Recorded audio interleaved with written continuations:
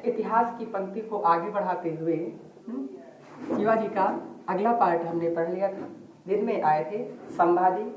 अब संभाजी के बाद संभाजी हमने देखा था औरंगजेब ने उसको कैद कर लिया। अर्थात देखा जाए, कभी आपसे छोटा सा प्रश्न पूछ लिया जाए निकाल करके कि औरंगजेब ने मराठा साम्राज्य पर पूर्णतः अधिकार कब किया, आंसर आपको लगाना होगा 1689। ठीक है, अभी तक आप सबने देखा कि शिवाजी ने मराठा साम्राज्य को बनाने के लिए अपने अथक प्रयास किए। ठीक है, लेकिन अब क्या देखेंगे, अब शिवाजी मराठा साम्राज्य को बनाने के लिए नहीं, वो चला गया दूसरे के अंडर में। अब जो भी उनकी वंशज हैं सब मराठा साम्राज्य को स्वतंत्रता की लड़ाई के लिए लड़ेंगे। बात समझ पा रहे हैं ना, अर्थात मराठा साम्राज्य को स्वतंत्र करने के लिए। ठीक है, समझ पा रहे हैं, इसे आपको ध्यान देना होगा। क्या ये पूछा जा सकता है आपके पास कि अंतिम रूप से स्वतंत्र शासक कौन था, तो संभाजी आंसर लगाना। समझ पा रहे हैं ना, पढ़ चुके पीछे, क्योंकि अब ये मराठा साम्राज्य औरंगजेब के अधीन है और उस पर बन रहा है राजा कौन, संभाजी के बाद बन रहा है राजा राम। कौन? राजा राम। राजा राम क्या शासक है वाकई में?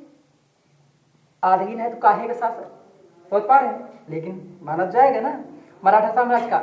इसकी माता का नाम सोयराबाई, वही सोयराबाई है जो शिवाजी की पत्नी।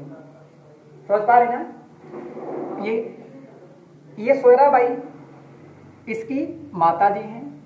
और राजा राम 1689 से 1700 तक शासक बनता है। ठीक है, इसकी पत्नी, दो पत्नियां हैं, शादी वादी करने में आगे रहते हैं, शादी करने में बहुत आगे। देखो, इनके बप्पा रहे, एक थे दूसरी पत्नी बनाया है, कौन सा? पुतली बाई। कौन सी? पुतली। और पुतली पढ़ने वाली तारा है, नहीं का है? ठीक है, तो ये ले आए भैया, का नाम है? इनका नाम है ताराबाई। का नाम? तो आप गड़बड़ नहीं करेंगे।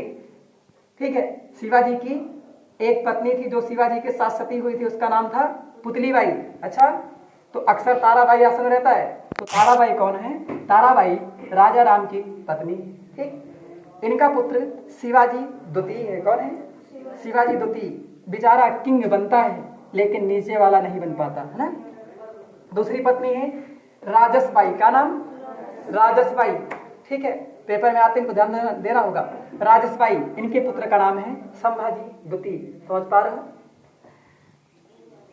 अब राजा राम, जैसा कि देखेंगे, मराठा साम्राज्य मुगलों के अधीन हो गया। अब राजा राम लड़ाई लड़ेंगे किसके, क्या करने के लिए? मराठा साम्राज्य को स्वतंत्र कराने। ठीक, लेकिन जरा सोचो, मराठा साम्राज्य को स्वतंत्र कराने को सोचेंगे, जैसे हम आप अभी आधुनिक भारत में देखेंगे, हमारे आपके सभी क्रांतिकारी थे, वे अथक प्रयास करते थे अंग्रेजों से कि हम देश को आजाद करा लें, लेकिन हिम्मत नहीं पड़ती थी कहीं जाकर के बम फोड़ दें। बात समझ पा रहे हो? वही यहाँ पर है, कोशिश तो कर रहे हैं कि जीत लिया जाए किसको? मराठा साम्राज्य को, लेकिन इनकी सारी कोशिशें दिक्कत में रहेंगी क्योंकि लड़ने से डरते थे। ठीक है, ये स्वयं को बचाने के लिए एक पद सृजित करते हैं, कोनो जुगाड़ लगा के शायद बच जाए, है ना, हम स्वतंत्र करा ले जाएं। एक नया पद सृजित करते हैं, तो याद रखना होगा, उसे कहते हैं प्रतिनिधि। क्या कहते हैं? प्रतिनिधि। जैसे ब्लॉक प्रमुख होता है, तो ब्लॉक प्रमुख अयोग्य रहे तो साथ ही साथ जो योग्य रहे उसे क्या कहेंगे? प्रतिनिधि। क्या कहेंगे? प्रधानन के प्रतिनिधि भाग, है ना। जैसे अपने यहाँ की नायिका है, नायिका के तरीका तौर तरीका नहीं है, मान लो बोलेगे है, कोनो काम करेंगे तो क्या करेंगे? बेशक योग्य है, बात अलग है। ठीक, तो इनका जौने गाँव में जौने कहते पीए, यानी पीए नाम सुनो ना, पर्सनल एडवाइजर। ठीक है, वही कहते हैं प्रतिनिधि। अच्छा, तो ये प्रतिनिधि होते हैं। तो प्रतिनिधि पद का सृजन किसने किया? आंसर होगा राजा राम। आपके यहाँ पेपर में कभी नहीं आएगा, परेशान होने की जरूरत नहीं है। ठीक, और ये प्रतिनिधि में दो प्रमुख प्रतिनिधि थे, एक प्रमुख प्रतिनिधि। जैसे वर्तमान में देखो, बाबा जी के प्रतिनिधि कौन है? दो प्रमुख प्रतिनिधि नहीं का, एक तरफ केशव प्रसाद बैठे कुर्सी थामे, ठीक है, कुर्सी डंडा, एक तरफ दिनेश शर्मा बैठे हैं, नहीं है? क्या है? प्रतिनिधि तो है, जिनको हम उप मुख्यमंत्री कहते हैं, वही। ठीक है, हाँ, तो वही है। एक तरफ प्रहलाद निराजी हैं और एक तरफ है रामचंद्र पंत।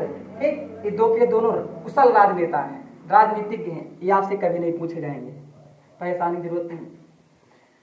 प्रमुख सेनापति, इनके राजा राम के प्रमुख सेनापति कौन थे? तो संताजी घोड़पड़े, आप इसको तो नहीं भूलोगे, है नहीं?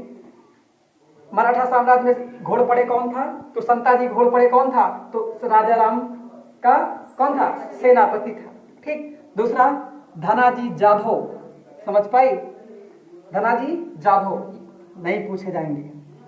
आगे मोक्सा या सरंजान,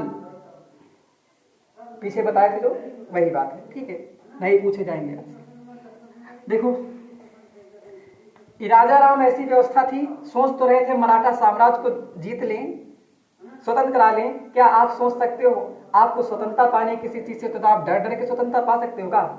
ईश्वरा इतना डरते थे मुगलों से, इतना डरते थे। अब सोचो औरंगजेब जिंदा पीर बैठा, जिसको जिंदा पीर कहते थे, जो जिंदे खा जाता था, बता पा रहे ना वो, तो इतना डरते थे कि 8 साल तक लगातार एक जिंजी नामक किला था, जिंजी आप जानते हैं, जिंजी और वेल्लोर आपका तमिलनाडु में, कहा? तमिलनाडु, वहां के किले में जाकर छुपे बैठे। कै साल? अब बेचारा कै साल राजा रहा? 10.5 साल, है कि नहीं? 10.5 साल राजा रहा, 8 साल इमा बिता दिए। ठीक, और जो 2 साल बचा वही में देखो, बेचारा प्रतापगढ़ अपनी राजधानी बदलत रहा हमेशा। ये पगलवा एक समझो पीछे रहा ना, उसमें मोहम्मद बिन तुगलकवा नहीं रहा, वो राजधानी बदलत रहा। ठीक, आज उन्हें पागल कहा जाता रहा, विद्वान किंतु बैलंटा, है ना, पागल बेवकूफ वही।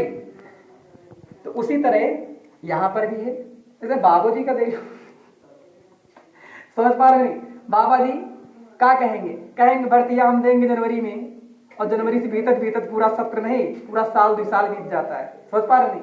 और वैकेंसियां आती तो पता ही लगता कब। मैं इनसे ज्यादा झूठा तो आप सोच नहीं सकते हो, है ना? प्रतापगढ़, ये अपनी राजधानी किसको बनाया? प्रतापगढ़। अब यहाँ जानी मुगलवा आवे वाले हैं, आफत आ गए, भाग गए। कहाँ? पन्हाला, पन्हाला और राजधानी बनाया। कुछ दिन हुआ रहे, मुगलवा जाने की आवे वाले हैं, अटैक हुआ वाला, भाग गए। कहाँ? जिंजी। कहाँ भाग गए? जिंजी। और जिंजी के बाद में भाग गया सतारा। कहाँ? सतारा। और ये इंपॉर्टेंट सवाल है, ये सतारा अंततः अंत समय तक, ये सतारा राजधानी पूरे मराठा साम्राज्य की अंतिम समय तक बनती रहेगी, अर्थात सन 1848, क्योंकि 1848 तक सतारा ही राजधानी रहेगी। अब इसकी बात ठीक याद रखेंगे। लेकिन अब इसको राजधानी बनाया नहीं इन्होंने, केवल बनाया तो, लेकिन पूर्व राजधानी बनाया कौन? अब इसकी बात वाला सहुआ बनाएंगे। अच्छा ध्यान देना होगा। तो छत्रपतियों की राजधानी हमेशा बनी रही सतारा। ठीक, आगे देखो, इस प्रकार से पूरी जिंदगी भागता रहा। ठीक है, और पूरी जिंदगी भागता रहा, तो भागते भागते इस प्रकार से इसको कहा गया कि कभी सिंहासन पर ना बैठने वाला शासक। याद रखना होगा, मराठा साम्राज्य में सही सिंहासन, मराठा साम्राज्य का इसो देखो, सिंहासन कभी ना बैठने वाला शासक कौन था? याद रखना होगा, राजा राम। ठीक, ऐसे भी सोच लेना, भगवान राम थे, वो एक राजा थे, राम थे, लेकिन सिंहासन नहीं बैठे, 14 साल जंगलों में टहरे। समझ पा रहे हो ना? वही तरह बेचारा 8 साल बाहर ही हुआ टहरत रहा। 8 का है 10.5 साल, सही ना? तो सिंहासन वो नहीं बैठा, सिंहासन यह नहीं बैठा, दिक्कत ना है। ठीक, तो इसे आप याद रखेंगे। तो सिंहासन पर कभी ना बैठने वाला शासक के नाम से किसे जाना जाता है? आंसर होगा आपका मराठा, क्या नाम है? मराठा राजा राम, याद रखेंगे। और अंततः इसको अपने ही लात मार दी।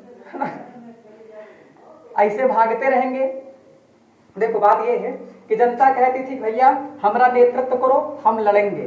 समझ पा रहे हो? जैसे गांव में प्रधानी चुनाव हुआ थे, समझो बात को, प्रधानी चुनाव होता तो प्रधान में कुछ लोग कहते ना भैया तुम प्रधानी चुनाव लड़ो, हम सब ने तुमका जितोगे, और गुस्सा आने कहते हम नहीं लड़ेंगे, नहीं लड़ेंगे। तो जनता गुस्से में बात सोचते लात मार के पगला है। समझ पा रहे हो ना? वही हाल यहाँ है। इनको कहती तुम नेतृत्व करो, हम लड़ेंगे लड़ेंगे, लेकिन नहीं।